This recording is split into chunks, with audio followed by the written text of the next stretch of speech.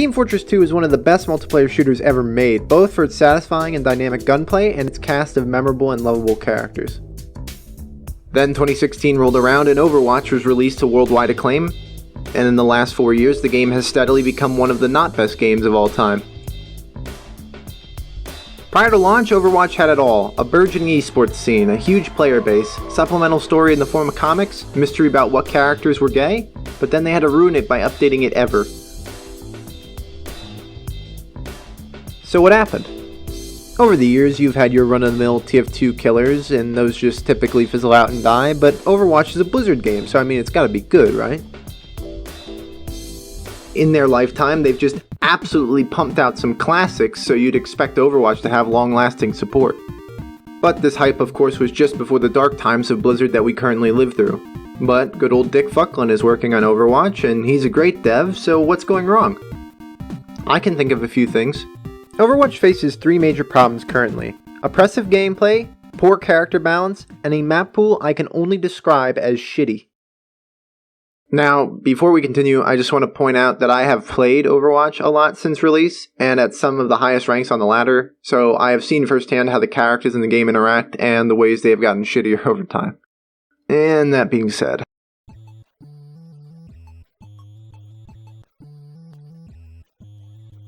there is genuinely way too much CC in this game. You'll see less text in short stories. For the most part, CC was less impactful in the early days. Only some of the original roster had stun or push effects. But since then, there have been character additions. Let's go over them.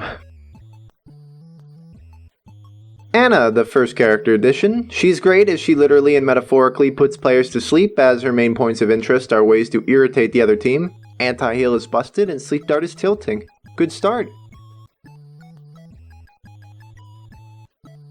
The second edition, Sombra, would be given a silence, and this revolves around abilities based FPS. Hack is introduced. EMP is Big Hack. Hack is not fun.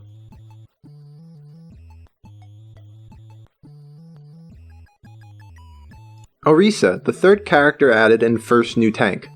This character has been to the top of the meta to the absolute gutter several times, with great abilities like Raise Arm to make game less painful, and Portable Suction. You'll surely have a great time shooting at this fucking horse!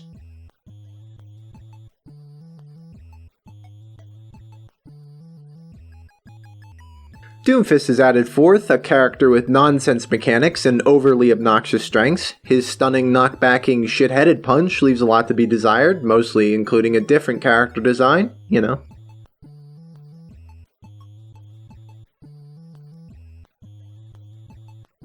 The 5th edition, MOIRA, is probably the least offensive character since she has no stun, but unfortunately she possesses no way to miss and has no need to aim. Good ideas for a competitive FPS.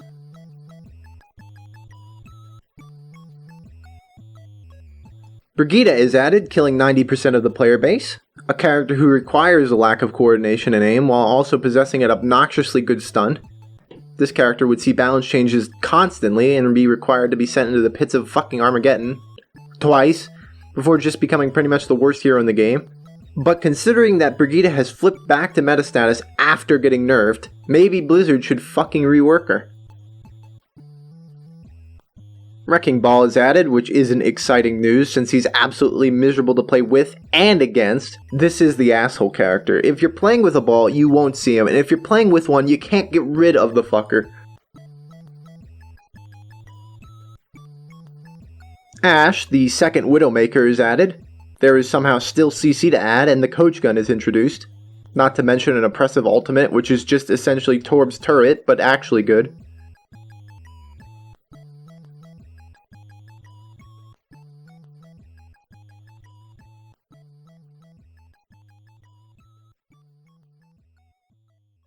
Baptiste is added next, and he is given what is most likely the least fun ability in the entire game.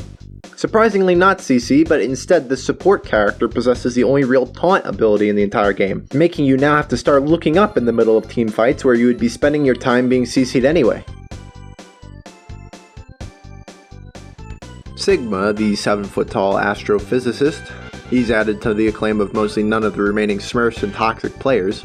He has a rock, which knocks you over. Beyond his most scientific abilities, he has a shield for some reason, and if you actually get through to Sigma, he just sucks the air and leaves. Finally, Echo is the most recent addition, and she possesses no CC. It's actually a miracle that nothing she does will move you. Unfortunately, she has the ability to clone any character in the game, giving her the added benefit of any other CC that exists. That's every character added to Overwatch, and each one has not positively impacted the way the game is played. Conversely, each edition seems to invalidate earlier designs and constantly throws the game into rework hell. This brings up the intricate problem of the hero pool is completely fucked. This surely has nothing to do with the fact that the support and tank roles combined have less variety than the DPS category. The balance between heroes is poor. You have characters that seem abandoned, characters who are ridiculously overtuned, and finally minimal additions to the game, basically dooming most of the roster to inadequacy, since the meta will only be defined by balance changes. To make this point clear, I think it's easier to talk about the problems of each category independent from the others. Tanks are never all in a good place. In fact, most of the time, most of the tanks are in a bad place. With the meta shifting practically every 2 weeks, it's hard to main a tank and enjoy your time with the character. This category is always taking the biggest hits in terms of what's relevant, and in case you weren't aware what's good or bad, you can always rely on your chat to flame you for picking a hero. The lowdown is that shields are oppressive and unfun for basically everyone, but it's typically the go-to thing. Therefore, enjoy your vast selection of typically 2, maybe 3 tanks that are sometimes able to be played. Whenever something weird happens, we're usually just in the midst of a no-shield meta, and that just makes Sniper actually ruin the entire balance of the game, because again, there's 2 Widows now, which makes it real fun to play. Support is there to keep your team alive. Unfortunately, it's probably the least impactful role, but if you're not there, the team just fails. And by be there, I mean you're playing the meta heroes that enhance the dumbassness of your team's meta picks. Play some random shit that no one likes and suddenly tank diff becomes support diff. And to be honest, the support life involves a great deal of hope. You're vulnerable and require help. Usually. Except if you're these people. But other than a few exceptions, you're at the mercy of your team playing well. And even if you pump 100% of your effort and get 40,000 healing in one game, you might still lose, which is fun. DPS is pretty easy to discuss. I think to adequately paint a picture of this category, an examination of the polar ends of the DPS designs will make it clear how it goes. Starting off, Widowmaker is probably the most oppressive hero to play against. Well, that's up for debate. Regardless, Widowmaker is pretty much too good at everything. She's got great range, fast firing rate, ridiculous damage, insane mobility for Sniper, and she's hard to kill. And then of course she's resable, but that's a different argument, maybe saved for Overwatch's continuing to stink. In general, she's too good, but if you gutted her, why would she exist? Speaking of, Bastion, a character doomed to be utter and total shit forever. A buff of massive proportions was tested on Bastion, making him meta for like 1 week until he was deemed insanely oppressive, and he was. So it's been determined that he can't be buffed for fear of dooming the meta to his omnic influence. And I can't blame the dev team, there's literally no way to take his current design and make it really good without absolutely ruining the meta. Minor changes to either the top end heroes or bottom end will most likely never influence their popularity. We have to accept that we're stuck with some of this shit forever until Blizzard comes up with ways to circumvent the problems they have. Which leads to the final nail in the coffin.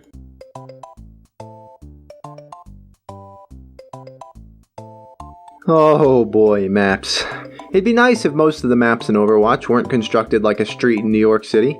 There's no 2 ways about it, the map selection sucks. Out of the entire pool, I enjoy maybe like 4 maps, with the rest ranging from bad to badder. Now, if you love the maps in Overwatch, good for you. I'm glad someone enjoys these wide sightlines, but I am fairly certain no one in the entire game enjoys 2CP. 2CP is awful, and explaining in detail why would be tedious and take far too long. I'll leave it by asking you to go play Overwatch, get on Temple of Anubis, and tell me if you like what's going on. There's about 30 reasons why you might not enjoy the experience, but it's all subjective, I suppose. With regard to the rest of the game modes, they're okay, but so many things ruin the fun they could generate. Like the time bank system, which is just playing with itself itself all game. The number of times I've lost because of the arbitrary way the system functions is irritating to even reflect on. And when it all works, the game plays fine, but it's so rare to have a complete game that doesn't feel terrible for either stealing a win from you or being too easy and not engaging enough. And yet, despite all this, I'm still there playing the game, because at its best, Overwatch can be fun. And then you see the horrendous DPS changes or the tanks who flip-flop from being unbearably powerful to suddenly feeble and pathetic.